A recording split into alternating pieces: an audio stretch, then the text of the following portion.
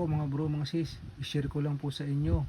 Ito po yung isang mutya po na hunting ko sa kabundukan po ng Tanay Rizal. Ayan po, bago lang po yan, oh. Tingnan po, napakaganda, oh. Kakaiba siya, oh.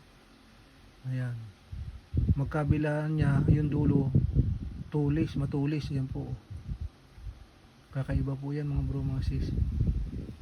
Ayan, bihira lang po yun, oh. Napakalooban po kami ng mahalay na kalikasan doon. Ayan po ang gabay niya, oh. Ayan po. Ayan, napakaganda po niyan mga bro, mga sis. Kakaiba, oh. Sa kabundukan po ito ng Tanay. Nung nagpunta po kami ni Sis Lisa, ayan po. Bali, babalik pa rin po kami siguro. Naghihintay lang po kami ng magandang pagkakataon para makabalik po kami muli doon sa kabundukan na yun. Napakaganda po ron.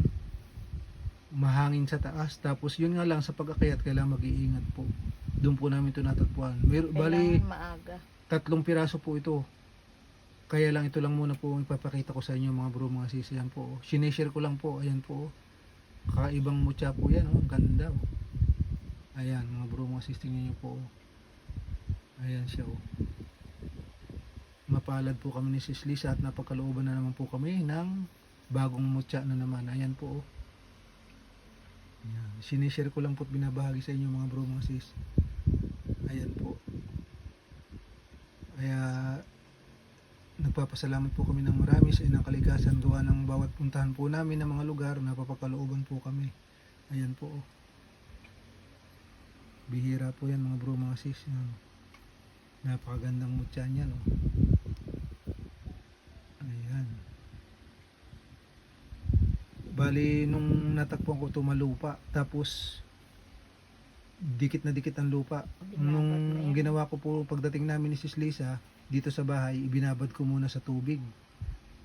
Tapos nung kinaumagahan, binras ko na po. Ayan.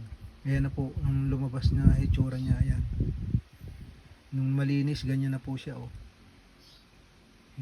Hinugasan ko muna. Para kasi yung lupa lumambot, binabad ko muna po sa tubig para madaling matanggal. Mahirap kasi pwersahin, baka masira yung mutya, eh. Kaya ganun lang, binabad ko na lang po sa tubig. Ayan po. Yung dulo niya, transparent po ito, pinakadulong ito. Ayan po, mga bro, mga sis, oh. Ayan.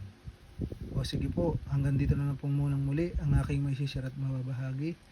Sa napadaan po pala dyan sa amin na hindi pa po nakasubscribe, paki-subscribe, like and share, at pakipindot po ng notification bell para lagi po kayong updated sa aming pang mga susunod na video.